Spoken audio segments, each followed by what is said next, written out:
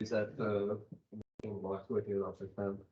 But thank you. If it is more hot air that you want, I'm sure that I've been able to provide it, but that's not my intention today. My intention is to give you a bit of a 101 into aged care. It's always difficult to know what level to pitch this, but we feel that the presentation will hopefully allow you to leave the room with a pretty good working knowledge of how the aged care system works. And both from a financial side of things and how you might have to arrange your finances. But when knowing comes on, I think you'll also understand the difficulties you can face in picking the right facility and going through that process as well. So the agenda for today, obviously thank you to June for that lovely introduction. We'll go through the financial planning side of aged care initially, and then we'll go through, Naomi will take us through the finding of facility side of aged care. There will be time at the end, by the way, for questions. So that's we're aiming to sort of keep it to the hour if we can. But then after that, we'll be available for questions.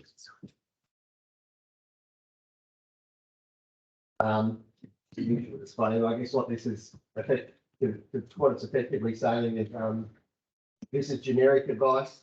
Obviously, it's no substitute for getting personalised advice for your particular situation. But so, essentially, don't run away and hurt yourself with this advice. We still advocate strongly to find someone who's accredited in this area to give personal advice. Graham, they can't hear you at the back. Okay.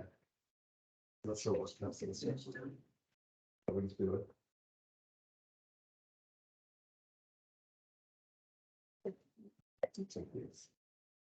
Two, four. Can everybody install?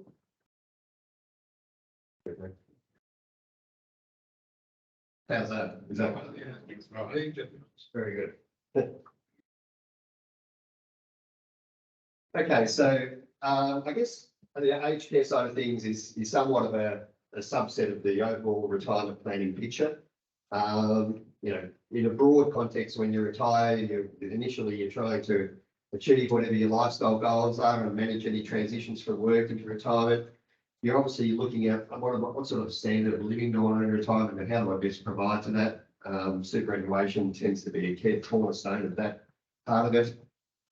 But a good retirement plan will obviously, have a base case for what might be the expected retirement, but then allow for contingencies. And I guess more and more now, there has to be some sort of consideration of what happens if I can no longer live independently on my own. So aged care becomes kind of the fourth pillar there of the overall retirement picture. And there was a major study into, or major exercise by the government, in particular the Institute of Health and Welfare, about 8 years ago, as to what do the stats actually look like. So what this says is, there's in the sort of phases of retirement, an average male will probably spend about 9 years in retirement with, quite healthy and fit. But then the remaining sort of 10 years, so roughly a 50-50, there'll be some level of disability or a severe disability. For women, it's actually more than 50-50 because, as we know, they tend to live a little bit longer. So a good chunk, more than 50% of your retirement is probably going to involve some sort of disability or even severe disability. And I guess the traditional view of retirement has been, we should just have a constant income, indexed to inflation, so maybe a slightly increasing income on the left-hand side here. The reality is actually quite different though, as to what our income requirements are throughout retirement. So, phase one, let's call it the carefree part of retirement with no disabilities. Typically, people will spend up big in the first few years of their retirement, go on holiday, do all the restaurants, live it up. As they sort of get 5-10 years into retirement, they might slow down a little bit. So you've got to get this reduction in their income requirement. But then, of course, once the medical and disability requirements ramp up, that income then goes up again. So So the studies into retirement income requirements are very much following a U-curve, where it's sort of the lowest point is somewhere towards the end of the fit years, if you like. So what happens with so when we do get to this point where perhaps we need some help, and what are the options? And so what we've got is a reasonably busy flow chart here. But the starting point is always the My Aged Care portal, if you like. We talk about that as well. But some years ago, that was constructed to be essentially a central source where people could make a first contact. And from there, that would effectively be a short triage, if you like, as to what are the needs of this person who's calling. And they would be steered somewhere along this flow chart to either what we call here a Commonwealth Home Support Program. So that was the old regional nurse, if you like. It's the council sponsored services, and that is a piecemeal service. So whereas someone might get a gardener for $30 an hour, under the Commonwealth Home Support Program, you might get one for $12 an hour or something like that. So it's very much just a service-based support. And that doesn't require a formal assessment as such. The regional or council assessment can do that. Where the needs escalate, where it gets a little bit more evident that you need more support, that's when we do what's called an ACAT or an ACAS assessment. So in Victoria, it's an ACAS assessment. In other areas, it's an ACAT assessment, essentially the aged care assessment service. And they will basically, someone who is appropriately qualified, most likely with nursing or medical qualifications, will come out and say, yes, we've assessed you, and you essentially qualify for government subsidised support. So again, as June talked about the average cost of someone being in care. Obviously, a big chunk of that is met by the government, but in order to be eligible, you've got to go through this assessment process. And they will generally, on that letter, on that assessment, they will highlight where you see it in the strata of government support. So in particular, home care packages have 4 levels. The level 1 being the lowest level of support, level 4 being the highest, and different subsidised packages will come in depending on how you're assessed. They'll generally also in the same letter determine whether should the event arise that you need to go into residential care, that you would also be eligible to go through that gateway at the same time, as well as respite care. But that's an important assessment. It's worth noting that today we're not really going to touch on lifestyle retirement villages. That's a whole another area of care, and we did a bit longer than a 1-hour session, I can assure you. But again, if you choose to live in a retirement village, you can still access one of these government-funded packages. So again, there's lots of talk of some retirement villages having some sort of support. In reality, what it is they might have a button to summon a nurse or something like that, but at the end of the day, what you're doing is you're accessing a home care package within a retirement village construct. So again, here is a retirement village or residential care, just worth highlighting the differences.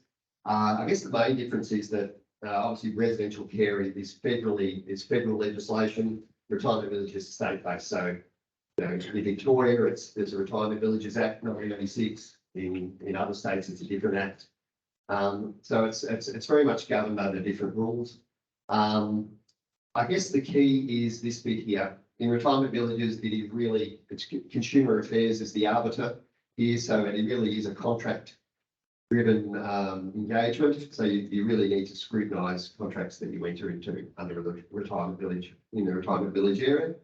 And under the residential area, it's the Aged Care Act, so it is a lot more homogenous. The facilities obviously have very strict criteria that they have to follow in terms of financial management and also care. Now, there was obviously a big Royal Commission recently into the standards of care, but so that's definitely been ramped up. But but what I would say is that it's a federal government regulated area. And it's very different in the sense that, you know, you pay this big refundable accommodation deposit to get into aged care. Whereas under Retirement Village, you might also pay a big entry contribution, but what you get back depends on the contract. So very different, and different types of advice is required depending on what you do. So let's begin with what options you have should you need some help, but you would still like to remain at home.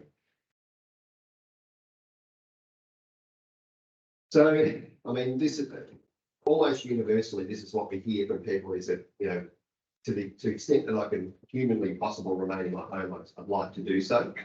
Again, home care packages are reasonably new. They were effectively trying to avoid this sort of binary outcome of you're either at home and you require, you know, informal family support, or you're in a home, you know. This was essentially to be a middle ground where you could access fairly significant services but still remain in your home.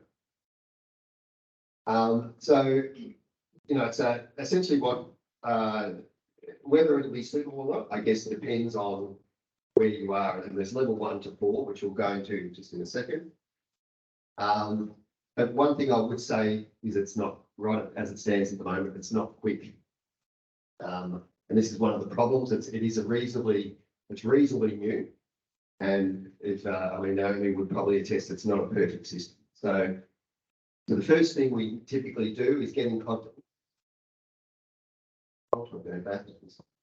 Graham, while you stopped, can I just say to everyone, there will be a copy of the slides online, so you don't need to take photographs. You will have a copy. Yeah, thanks, June. Sorry, thank you for that. We'll provide a link to, provide an email copy, but also provide a link to the recording and presentation. So again, with home care package potentially can take 6 to 8 weeks to get assessed. Then you've got to go off and find a home care package provider, which can also take time, but that's where someone like Naomi can help incredibly. But then even once you get find a provider, it can take up to 8 months to have a package allocated. And the reason for that is there is a finite number of packages available. So effectively, the only way to get a package is if somebody moves into residential care who was previously on a home care package, or they happen to unfortunately pass away. So that's the average waiting time to get allocated a package can be up to 8 months. Once you do that, you can start, once you've gone through that process, you can start receiving care. What we find a lot is that, you know, if that process is taking 6 to 8 months, by the time somebody gets the package, their needs have often, you know, significantly progressed beyond what the package might provide. So, good in theory, a great idea, not quite working in practice, I guess, is probably my assessment of how things are happening at the moment. I know the government's priority is to have more packages allocated so that these waiting times are less. What I will tell you now is that the minute you first sort of envisage that there might be needs, go through the assessment process with IH Care. There's nothing lost by going through that process other than, you know, if you still desperately need things, you don't want to go in a home, you can still pay for things yourself privately, of course. It's obviously more expensive than the subsidised option, but the earlier essentially you get in the front door with this process, the earlier you're going to get allocated a package. So what does a home care package entail in terms of costs? I guess the first thing to note is that you pay $4,400 annually towards the cost of your package as a basic fee. Now, there is a secondary fee called an income tested fee, which is means tested. So depending on your income and assets, you might actually be asked to pay more. But it won't be more, depending on whether you're part pensioner or self-funded. It won't be more than either, you know, 10,000 if you're a part pensioner, or 17,000 a year if you are a self-funded retiree. The worst case scenario, you will pay 21,000 out of your own pocket. And potentially what this means is that the total package available would be one of these figures depending on where you are. In my assessment, I've never come across anyone who's paid the full amount here because the income tested fee really kicks in at about $1.5 million of assets. And so again, you've got to have a lot of assets to pay the fee there. But, you know, generally speaking, for a lot of people, it's reasonably worthwhile, particularly at level 3 or level 4, because if you're paying $4,000 a year and you're getting $39,000 of services, you know, that helps, you know. And what you do with your service provider is you tailor a package. So you effectively get a budget, and you, together with them, you can work out what to spend it on. It can be nursing care or medical care, which is the common things, or you may say, I need modifications to my home bathroom, which, you know, once there's enough in the home care account, you can arrange things like that. It's got to be care related though. You can't obviously do it to go on a trip, on a holiday or a trip or anything like that. But generally speaking, it's to the discretion of you and your home care provider. So that's the home care part.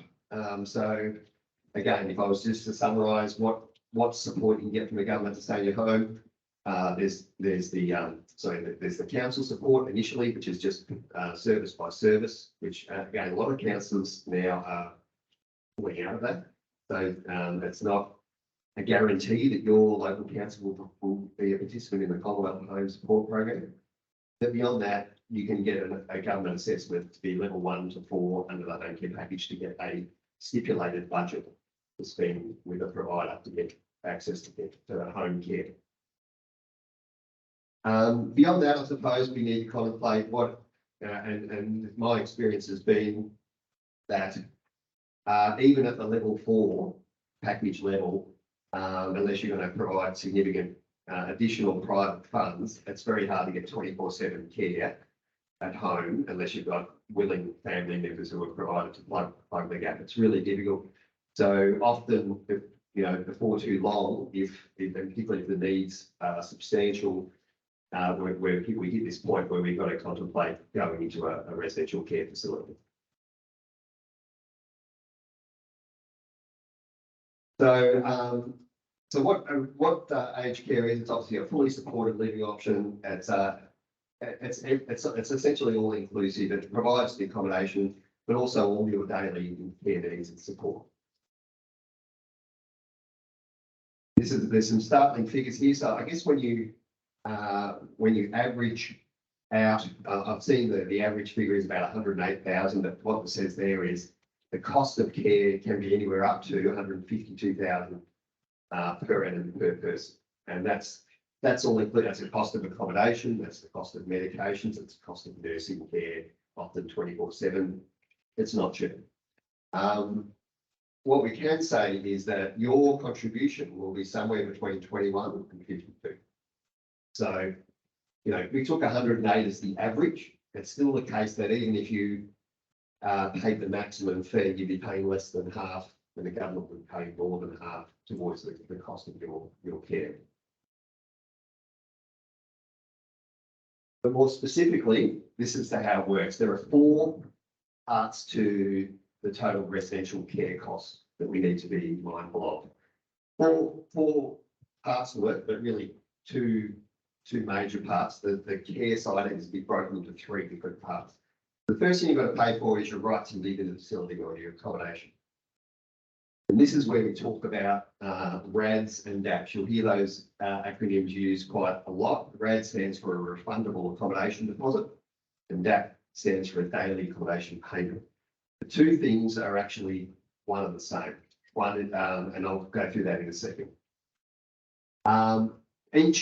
Each facility must publish on their website what their maximum RAD is, and within each facility you can have several RADs depending on the type of room, whether it's a double room or a single room. There can be they publish a maximum RAD, so there is scope depending on the supply and demand to negotiate a lower RAD with facilities, which is worth noting. When we get onto the care side of things, there are 3 different components. The first one, the basic fee, is a base fee. So as the name suggests, everybody pays $58 a day, which comes to about $20,700 a year towards their cost of care. However, if you are deemed to have enough in terms of assets and income, and I qualify this by saying there are certain definitions of asset and income which we need to be aware of, because not everything is counts towards this formula, but nevertheless, there is a formula where you might be asked to pay more depending on your income and assets. And that can be anywhere from zero up to $30,000 a year, but it does have a lifetime cap as well. And then each facility has the ability to charge their own additional services fee. And we see this a lot. It can be like they can package it up as a gold, silver, bronze type package. Really what it is extras, luxuries. It's a red wine, foxtail, put into a daily fee. And that's got nothing to do with law. The law just says the facility has the right to do that, but you can opt in or opt out of those fees. So potentially, you know, if you look at the contract that you get when you're going to a facility, they'll give you a residence agreement, which has the fee structure in it, and it will talk about the RAD in particular and the additional services fee, because they're the two things that you can negotiate with the facility. These two are actually set down by law, so there's not. I mean, there is things you can do with the means tested fee because we know how the definition of income and assets. So by setting up your financial situation in different ways, that actually has different effect on the formula and what you pay. So, but nevertheless, it is a government. The facility essentially waits for Centrelink, who regulate this, to tell them what that fee is. So, the first part, how do we pay for accommodation? The first thing we do is so you can either choose to do a lump sum or a daily fee or a combination of that. The way that you decide to pay, so whether it's all as a lump sum, 50% lump sum or nothing, that election needs to be made 28 days after you enter the facility.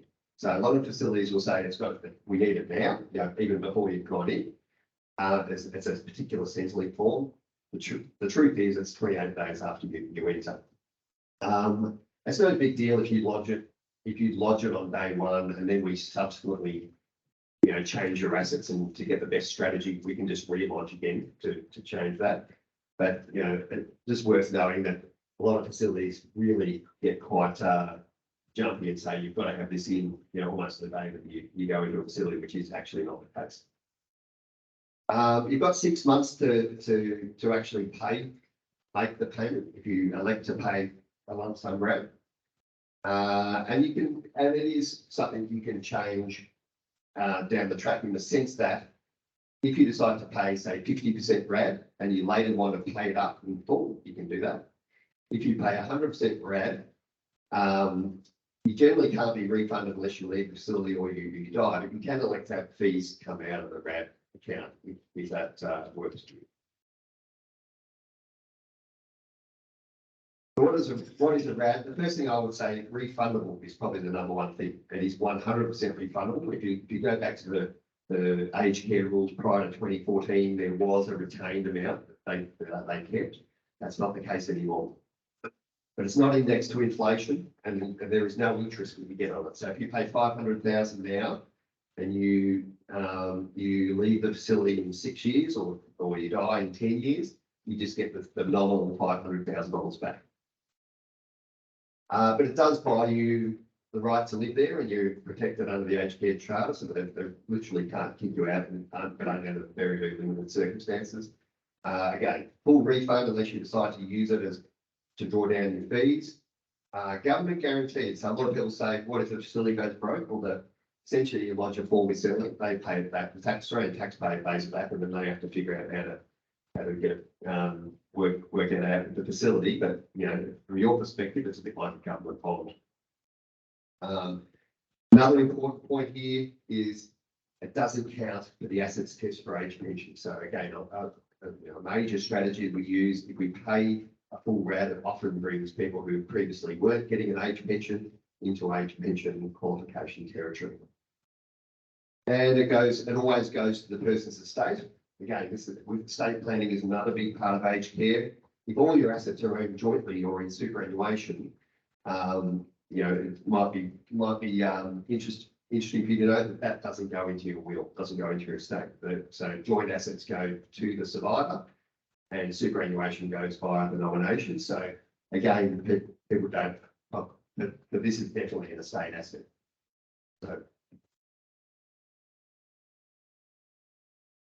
So how do you go about deciding the facility? I think Naomi's probably the best place to do this, but obviously we do the what can I afford part. The big part of our financial advice is running some numbers. We've got lots of software packages which look at all the means tested fees, the government qualification, all that things aside, and it's essentially a cash flow analysis of what you can afford. And of course, the way that we arrange your finances will have a different impact on how much age pension you get, how much you pay in the means tested fee. And again, these are all important components of determining whether or not you can afford where you're going to live.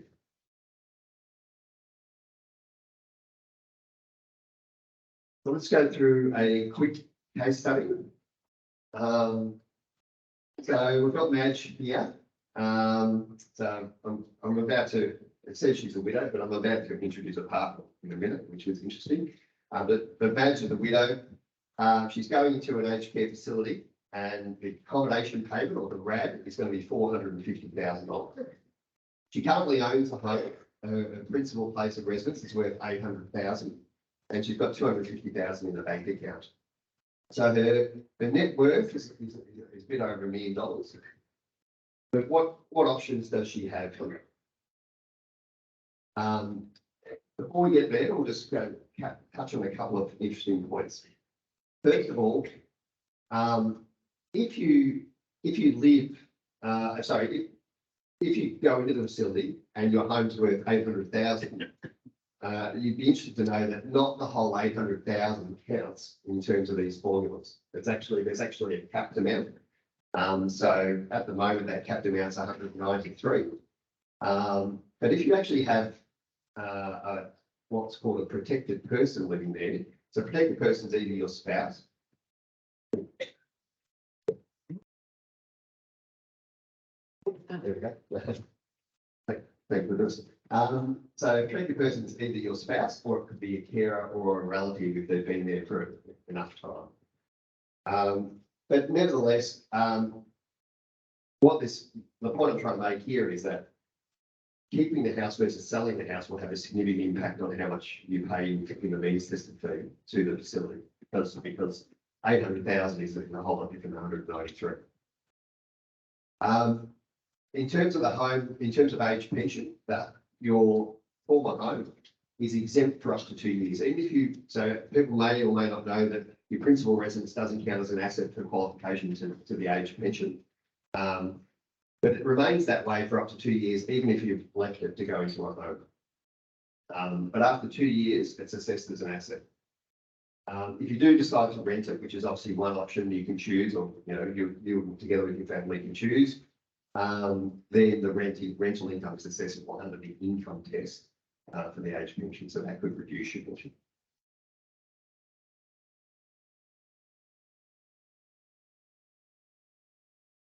So what's the process we go through?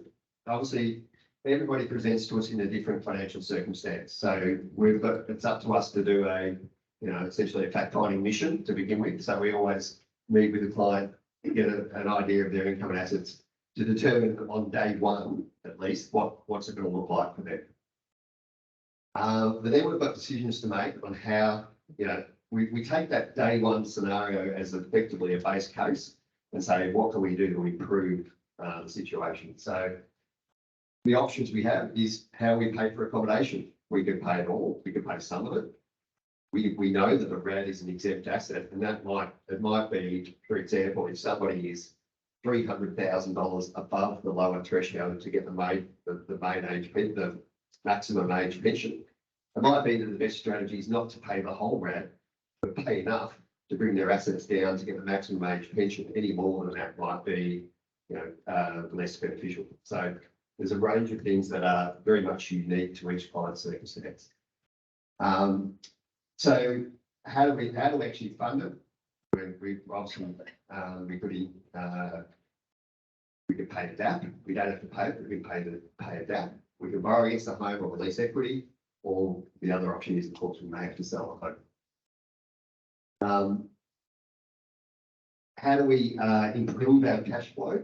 Again, we might be getting some rent. There might be superannuation annuities or investments, but also we need to figure out in terms of the age pension, is there any way we can get more in from Centrelink?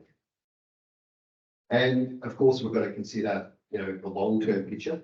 What's this going to look like, not just tomorrow or the next month, even though people might be in a very compromised health position, but we've got to assume this might go on for 3, 5, even years, even longer. So we're going to look at how this progresses over a number of years, and of course consider the estate plan.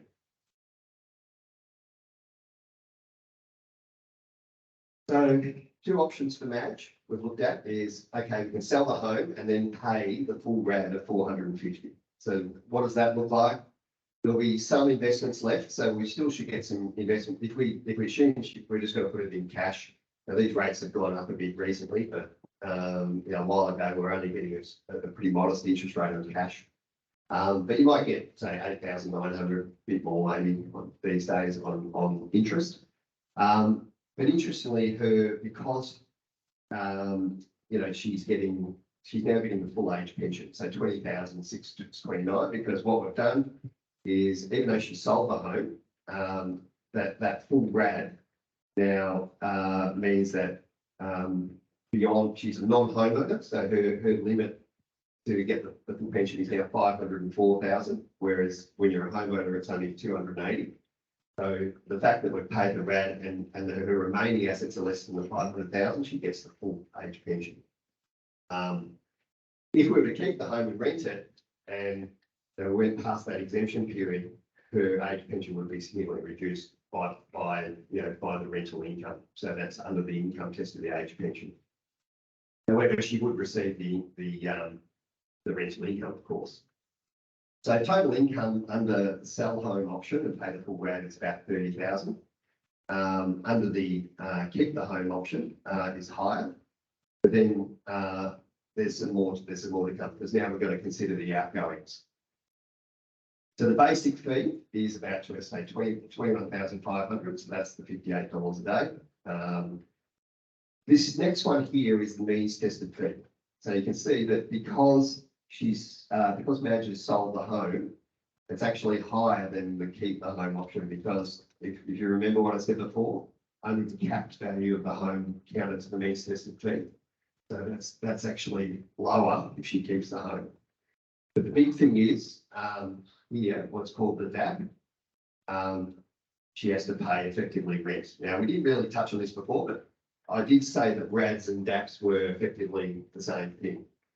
What a DAP is, it's any unpaid RAD needs to be converted at 7.46 into rent, effectively. So the fact that she hasn't paid the 450 RAD and it's now been converted, it means she pays $33,000 a year rent, if you like, to live in the facility. Now, actually, if we pay half the RAD, then we pay half the rent, because the unpaid portion of the RAD would be half what it is there. But nevertheless, that's a significant cost. There's also a bit of tax here because we've got rental income. So overall, again, we look at the overall result, the cash flow result, and the 11,000. She's 11,000 out of pocket if she sells the home per annum, versus 28,000 out of pocket if she rents. Now, again, so this is what we would call a gradually declining model. There is a cash flow deficit, but it's not significant in the sense that it's going to it's unfundable. Her net worth will gradually decline, but it will take obviously many years for that to have an impact. And you can choose to pay that cash flow deficit either out of your own personal cash, or you can pay it you can actually choose to have it deduct from the RAD account that you pay. If you do that, however, you can imagine what happens next year. You've got an unpaid RAD amount, so all of a sudden that's high, so it becomes a little bit of a increasing problem. So then match, we're looking at the couple scenarios, and match, perhaps she's found someone in the home that she's, or met someone before she goes into the home, and they're in a couple scenario. But this is an important one because a lot of people sort of say, well, what if we're living in our home and only one of us goes into care? We're effectively going to have to fund two lifestyle arrangements here. So again, this is a very difficult situation, but same scenario. Let's just say Sean has a little bit of cash to add to the whole situation. So there's an $800,000 principal home and $400,000 in bank account. Again, no match has to go in, and the accommodation payment is $450,000. So again, does the home count? Yes, it does. To determine fee, but if there is a protected person in there, which Sean is, legitimate spouse, is a protected person, it's not only is it, it's actually zero counts. For an $800,000 asset to determine the aged care fees, nothing counts on the home. The idea is that, how do we alleviate this problem of effectively having two people to fund? One of the ways is we provide sort of some concessions on the fees, the main system fees, and the other bit is we increase the age pension. I'll go into that in a second. But but in terms of calculating the age pension, again, it will remain exempt indefinitely. So ordinarily there'd be this 2-year grace period where if someone left, they would still get an exemption of their home to the assets test. But while Sean's in there, that continues indefinitely. So again, we look at same sort of scenario, same process we go through, but it's obviously now taking into account the couple's assets. So it looks something like this. Again, the big thing here is we can't go and sell the home and kick Sean out on the street. So there's less. The sell the home option is not really an option here, and that's why we've got a protected person concessions. But we have to pay the DAP. But there's a little bit of investment income of $400,000. This is the big one here. So what happens if you've got a couple that's separated by illness? Both of them go up to the single rate of age pension, which is about another 30% higher than the couple's rate of age pension. So previously, they might have been getting $20,000 a year each, they're now getting $27,000 a year each, which substantially increases their income. Again, the other concession, the means tested fee is zero because we've got a protected person living in the house. So the settling income's gone up, the means tested fee's gone down. And we have to pay a part. What the scenario we've compared here is paying zero to the water RAD, or using some of the $400,000 to pay at least a part RAD $250,000. That will leave $200,000 unpaid at that 7.46% rate. And generally speaking, once we've maximised the age pension, 7.46 is a pretty high rate. I mean, you're doing pretty well to get that guarantee out of any investments. But the next best thing to do is generally to pay as much as you can to the RAD to maximise the age pension, but then also to avoid having to pay this DAP, which is in lieu of paying the RAD. So from a cash flow point of view, again, there's still a shortfall, but it's much less when we pay a part RAD. And again, you get to keep the home. Sean continues to live there. $13,000 a year shortfall is not so bad when you've still got $200,000 in the bank account. And again, Sean can elect with facilities and say, let's take, $10,000 out of the RAD account that we paid. If we paid $250,000, let's take $10,000 out of the RAD account. Yes, that will increase the DAP next year, but that might be a way that we can sort of manage some cash flow. Okay, so tips to manage cash flow after paying. We can pay we can use the cash reserve, we can take the debt from the RAD. And if we do that, we can actually go into surplus. So this will just about end my part of the presentation, but I guess the key things I want to leave you with is everyone's situation is different. Getting advice in this scenario is key. There's many different ways to fund things. There is interdependent variables here between the age pension and the means test and fee. There's estate planning impacts on everything we do, not to mention emotional and family issues. You know, what are we going to do with the former home? This is where we've got to meet with. It's not just the residents. In fact, rarely will we meet with the potential residents. It's nearly always with either their powers of attorney or their children. And we've got to understand it. We always act in the residents' best interest, but we just also need to take on board what's the family want to do with the former home. And really a big part of this is our ability to generate cash flow, because the number one thing people want to know is what can I afford, particularly if this goes on for many, many years. So avoid rush decisions, you know, key to this. Make sure you involve your family, make sure you make your preferences and priorities known while you can. Make sure whoever you've nominated as your power of attorney is aware of what they need to do as your power of attorney. There are simple things like make sure it's very obvious to everybody where your wills and power of attorney are, you know, because this can also be an issue. Don't forget estate planning. Of course, when you do change your assets, you may potentially be changing your estate plan. And, you know, get advice early. I think not necessarily, you know, I think when you're getting specific aged care advice, you want to get it close to the time when you're pretty sure that of the numbers that you're going to have, you know, the RADs and things like that. But just getting information early and being well prepared for that discussion is really important. So the timing, I think, you know, typically this is what it looks like when your care needs first start to emerge. First thing you probably want to do is contact My Aged Care. And when you do that, really the first sign care might be needed at home or otherwise. Arrange an ACAS assessment, you know, and particularly with home care, we know that can take a long time. So really, you know, it doesn't hurt to get on the front foot with My Aged Care. They'll give you, you know, essentially a customer number like Centrelink does, and you'll be assessed. And then once you're in the system, it's easier to then upgrade or get reassessed.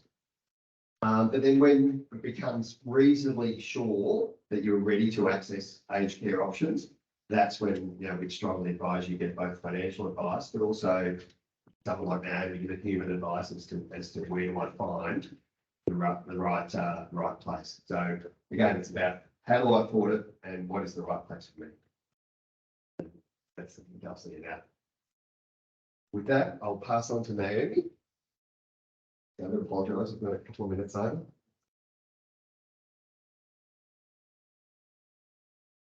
Thank you so much. Wasn't that informative?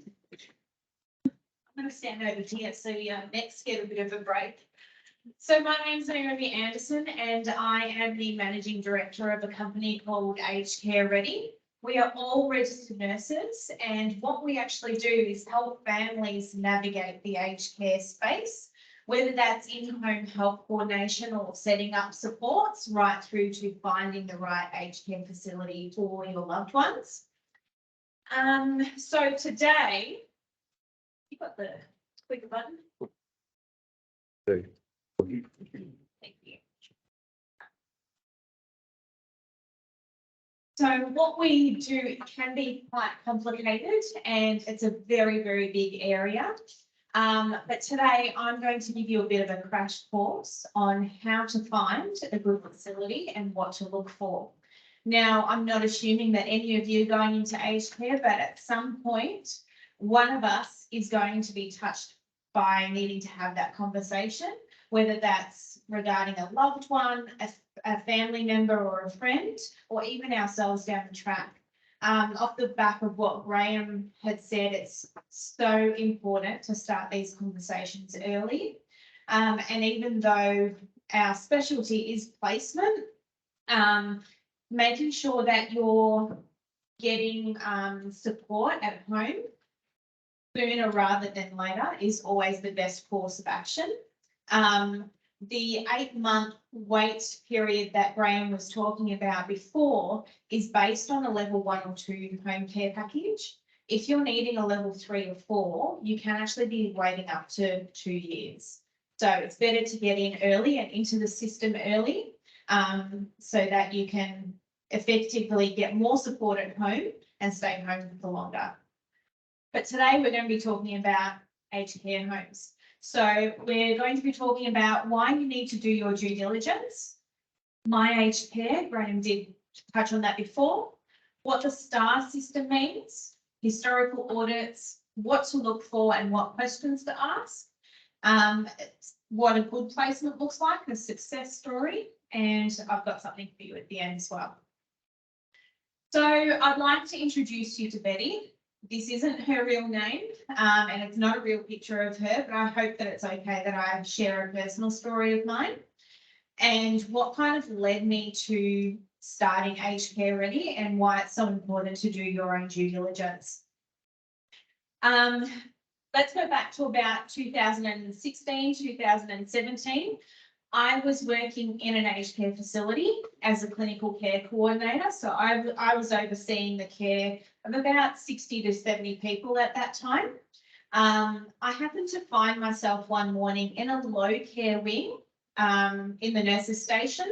So low care means that those people are essentially quite independent. They just need a bit of extra support, a bit of supervision. They have cognitive capacity, so they can make their own needs known.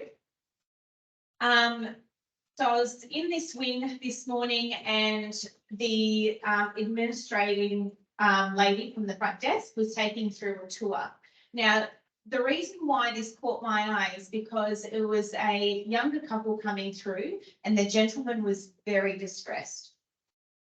And what I heard the admin lady say next really kind of ground my gears a little bit.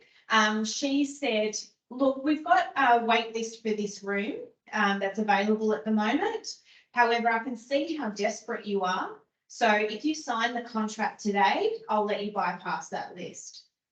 Now, me looking after this particular wing of the home, I knew that that room that she was referring to had been available for about 3 weeks. There was no wait list.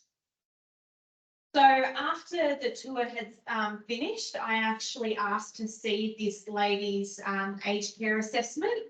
Graham talked about that before. So when you are ready to get some sort of support, you need an aged care assessment. And Betty, this lady, had been living at home independently in a little unit and had been doing some washing. She dropped a bucket of water and she didn't fall, but she tried to catch it. And in that period, she actually broke her arm, which is very unusual. So she was hospitalised, and during her hospital stay, they did x-rays and what have you. And during that time, they found that she was full of bone cancer. In the next couple of weeks that she was in hospital, she deteriorated very, very rapidly.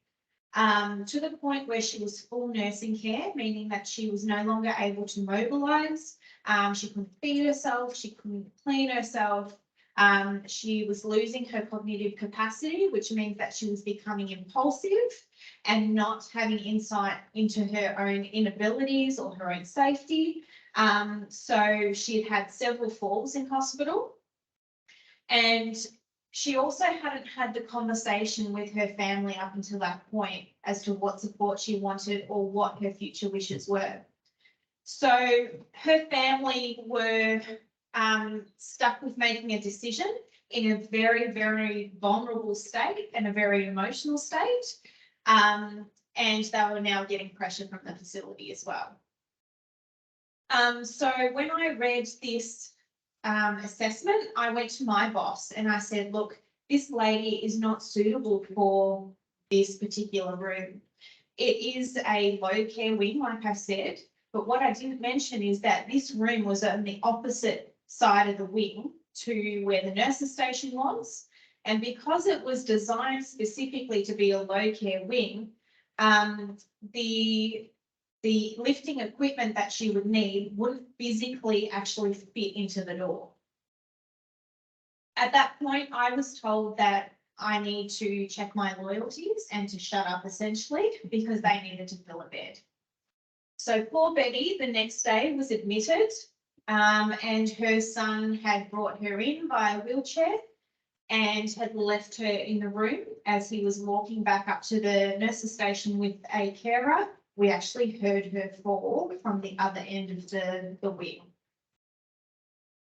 At that point, Betty never got the opportunity to meet me or how she would greatly affect my future career, because it is because of Betty that I decided to start Aged Care Ready and help these families navigate this process, because there's no way that I would have placed Betty in that position.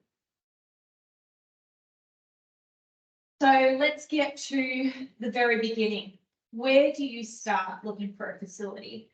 Have any of you seen this website? No? You have? Okay.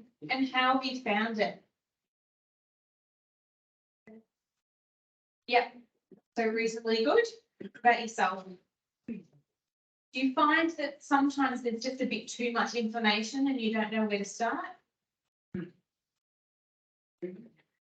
Most people find it overwhelming, but it's a great place to start because you can have a look at the facilities that are listed there. If they're listed there, it means that they're accredited, meaning that they are complying with the aged care quality standards and that they're registered. So when you go to find a provider, you want to click on this tab up the very top if you already have one in mind. If you don't, go to the same section and in there you can actually type what area you're looking for, what type of care and what kind of room type. Most facilities these days will have a single room with ensuite. That's common practice now. And then once you hit search down the very bottom, you'll come up with a whole list of facilities that you can choose from and click into to see their individual status. One of the tabs in each facility, in that tab, is the overall star rating. Now, this is a relatively new rating system that the Aged Care Quality Commission has released, and it's essentially how that individual facility has been rated in terms of a number of things, including historical audits, how they spend their money, where their staffing times, how much staff time is spent with the residents, the residents' experience, and things like that. So most facilities at the moment, post-COVID, are having some pretty significant staffing issues. What I will say is that off the back of what Graham said, you would have seen that each facility receives about $152,000 or contributes that much towards care of its residents. That will only get the facility to a star 3 rating out of 5. So how they reinvest their money is in that last 2 stars. For facilities that are ranking less than 3 stars, we've got a problem. So if you click on the actual staffing sub-tab, you'll get this information. Now, each resident should be getting around 192 minutes of care, both from carers and registered nurses per day. For this facility in particular, they met their targets and then exceeded them. So 208 minutes per day. However, when looking at the registered nurse time that's allocated to each resident, minimum target is 38 minutes, but they were only supplying 26 minutes per day. So just keep that in mind that, you know, just because the overall target has been met and exceeded, doesn't necessarily mean that they're getting care from the right type of qualified staff. Another thing to look at is the quality standards. So these are essentially the rules that each aged care facility has to abide by to maintain their accreditation. Each facility is accredited every 3 years. There has been a bit of a backlog over COVID because they couldn't do those assessments. And between those accreditations, each facility is subject to unannounced audits. They usually happen within 3 to 6 months of each other. And that's where the auditors can just walk straight off the street and come in and do a spot audit on the home. Accreditation means that all quality standards are reviewed, and a spot audit usually targets 2 to 3 specific areas. So when you're looking at the quality standards under that one facility, what you're looking for is how many bars are actually filled in here. This facility in particular did fairly well because all 4 bars were met. Anything less than that is often met with a sanction or a notice of non-compliance. One of the most important things that you can look at is the other residents when you go into a home. And recently, My Aged Care has started reporting on the resident experience, which is great. However, these results can be skewed because the surveys themselves are done by the facility. So you would hope that they are actually honest. And, you know, with seeing some of the resident experiences that we've looked at when we're doing our due diligence for clients, some of them are a little too honest. So in this circumstance, do you get the care that you need? 40% were absolutely thrilled with the care that they were getting. 60% were pretty good. And then 0% were atrocious. But who answered these questions? The residents themselves or the family members, if somebody can't communicate that themselves. A lot of people have dementia. It's very Yeah. hard to So that's where they lean in on the family. And how many people get asked that question? How many residents? Is a certain percentage of their demographic that has to be asked each time. Yeah. What I'm finding is that with my background knowledge is that some of these facilities will ask the same residents each time. Which is not very helpful, especially if they're all very happy with their care.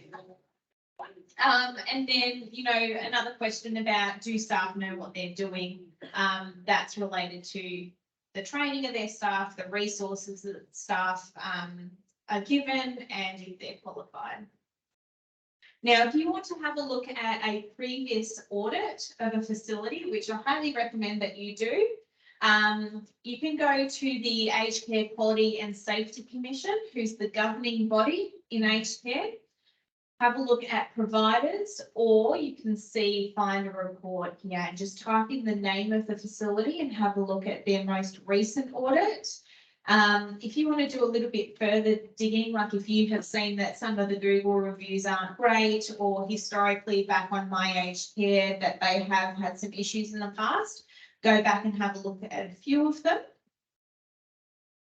And this is what you're looking for. So on one of the first pages of these audit reports, you will see that this one in particular was a spot audit. It wasn't an accreditation, it was a spot audit because they only looked at 2 or 3 areas here, and they were registered as non-compliant.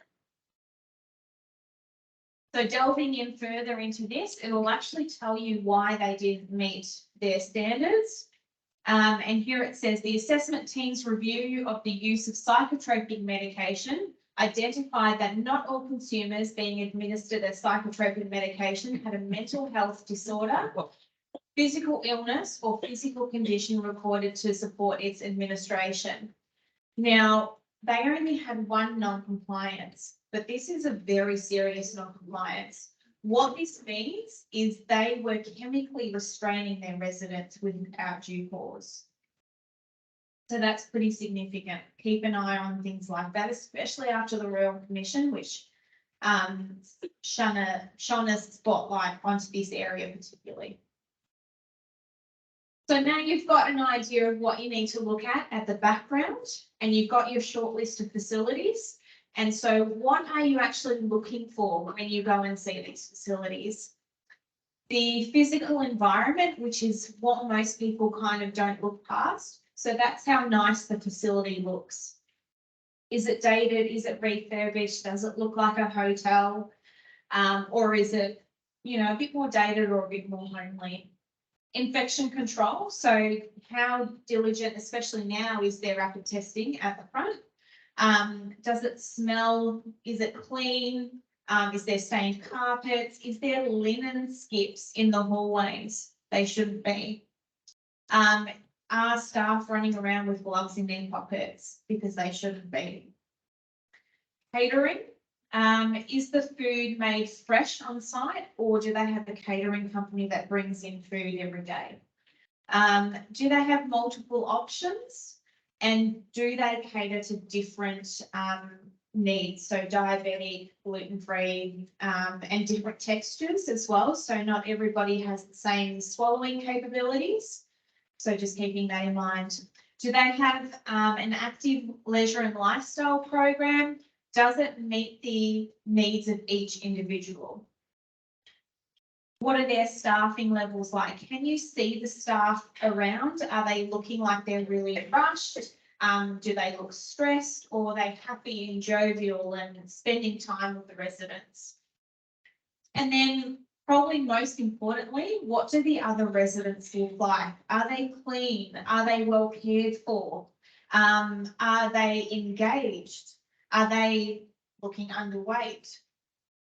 Is there any signs of restraint? And that could be a very simple ribbon across their door. It could be them in a recliner chair that's reclined too far so that they can't get out. But most predominantly, are they engaged in their surroundings, or is there something else going on? So what questions to ask? These are probably the most important ones. What are your staffing ratios?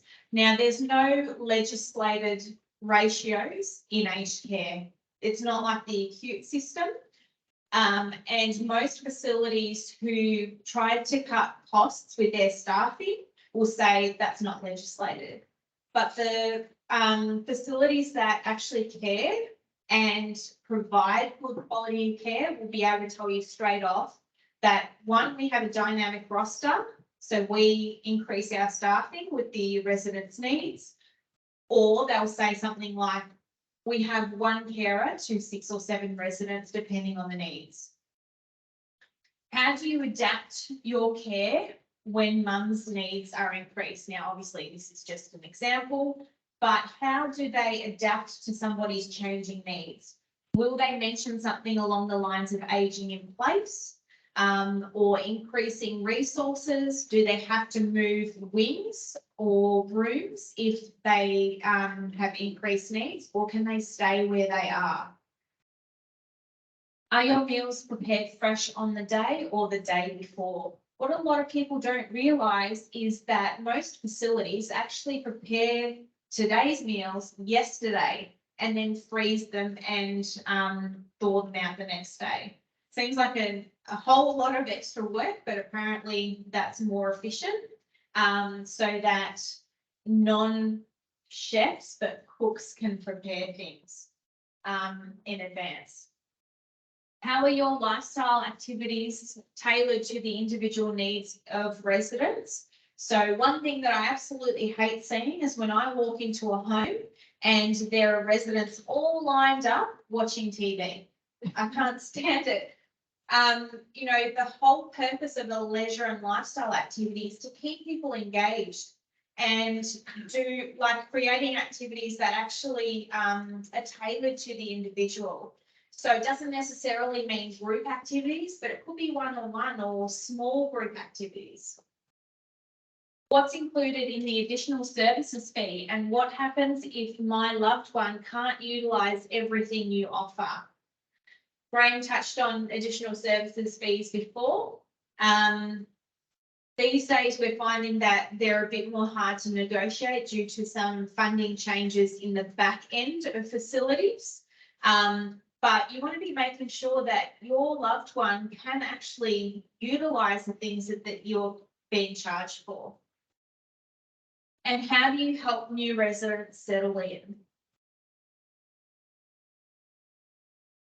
So I'm going to call this lady Jeannie. This is a real photo of her, and I have been given permission to share this story. But this is an example of what a good placement looks like. Jeannie is in her late 80s, and she was one of my first placements back in 2018, and I'm very happy to say that she's still with us now.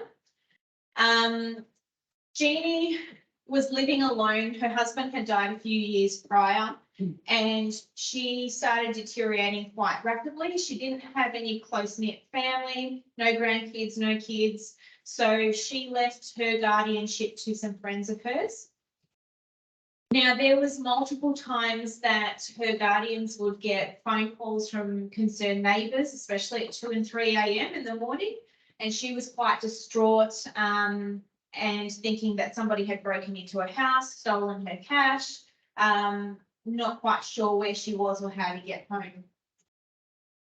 Now, Jeannie's guardians had always promised her that they would never place her in a home because that's what she had always said, that she would die before she would go into a home. However, Jeannie was wandering one night and she happened to be trying to cross Westall Road. And if any of you know Westall Road, you would know how busy that road is. And she was actually hit by a car. So she was hospitalised. She had a broken hip. Thankfully, that was all. And the time came to make a decision because obviously she couldn't go home anymore. What do we do with her? How can we put her into a place that's suitable for her and that she'll be comfortable in and well looked after? What I will note that when they engaged us and I went to do a clinical assessment on her, she was extremely underweight. And she was probably about my height. She probably only weighed about 45, 50 kilos. When we were looking around her house, we noticed that she put her shoes in the oven. She had food that her guardians had prepared for her under the sink in the bathroom. So clearly things had been changing for quite some time. She also had a lot of pain, even prior to being struck by the car. The guardians had said that she'd always had pain in her shoulders and she'd grimace when she was getting up with her hips and her back and that sort of thing. So when we placed Jeannie, and since then, I actually went in and checked on her about 6 or 7 months later. She had put on weight because she had been reviewed by a dietitian. The staff were obviously helping with her meals, and she was getting regular meals as well. She was having her pain managed by not only analgesia, by being reviewed by a GP regularly, but she also had access to a physio 4 times a week. She was more engaged in the activities and started making friends and seemed a lot happier than she had been the first time I met her. And, you know, a really good placement with really good quality care helps people flourish. It doesn't mean that it's the end of the road. It can actually be a really positive thing, as we've seen here with Jeannie. So today, what I'd like to offer you is just to have a 30-minute chat if you're wanting to speak about a loved one, to review your situation. There's no obligation to go any further than that. I don't gatekeep, I'm here to help. So if you're after some help or want to have a conversation, there's a QR code there, and if that doesn't work for you, just come see me after this today and I'm happy to have a chat. Thank you.